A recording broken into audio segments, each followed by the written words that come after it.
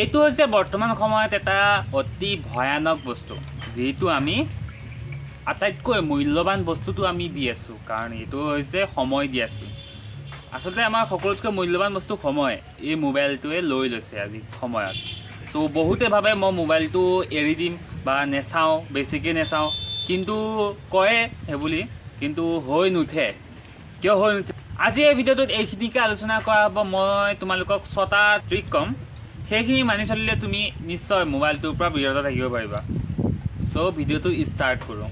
প্ৰথম নিয়মটো হৈছে তুমি দিনটোত কিমান মোবাইল চাবা এটা সময় নিৰ্ধাৰণ কৰি লোৱা।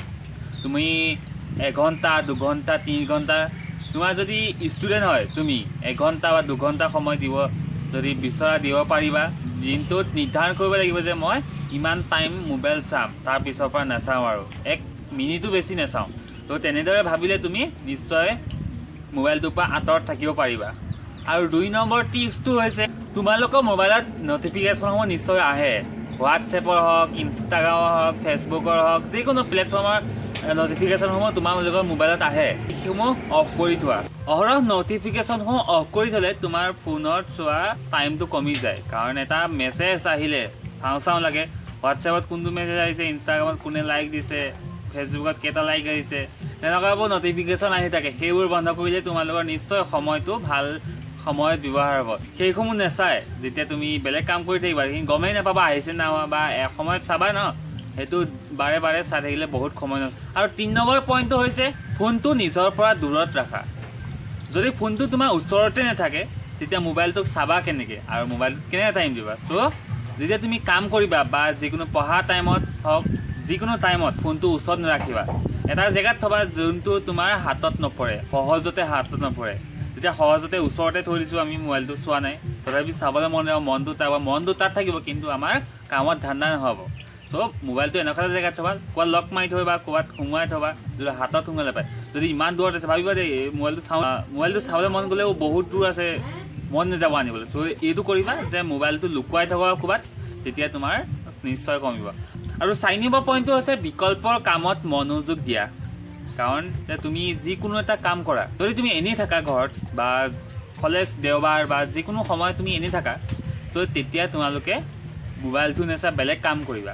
আচলতে কিছুমানে গছ পুলি ৰুব পৰা, ঘৰত কিছুমান ৰুমটো সাৰিব পৰা, এনেই থকা টাইমত মোবাইলটো নিবা। এনেই থকাৰ টাইমত যদি তুমি মোবাইল নিবা, তেতিয়া তুমি ভাবি ল'বা যে মোবাইলটো এডিক্টেড কম হৈছোঁ, তেনেকুৱা ধৰণৰ পাব পাৰি। আৰু পঢ়িব পাৰিবা, বাহিৰা কিতাপ পঢ়িব পাৰিবা বা ফুৰিব যাবা, ওলাই যাব পাৰিবা। তেনেধৰণে তোমাৰ মোবাইল এডিকশ্যনটো কমি যাব লাহে লাহে। 5 নম্বৰ টিপটো হৈছে তোমাৰ যিসমূহ মোবাইলৰ এপ আছে যিখিনি তোমাৰ প্ৰয়োজন নাই, সেইসমূহ আনইনষ্টল মাৰি দিয়া। তেতিয়া তোমালোকৰ এটা সময় বাচি যাব। কাৰণ যেতিয়া মোবাইলটো বহুত ফটো থাকে আৰু এপ বহুত থাকে, মোবাইলটো গধুৰ হৈ গৈ থাকে, তেতিয়া মোবাইলটো চাওঁ বেছি হৈ থাকে।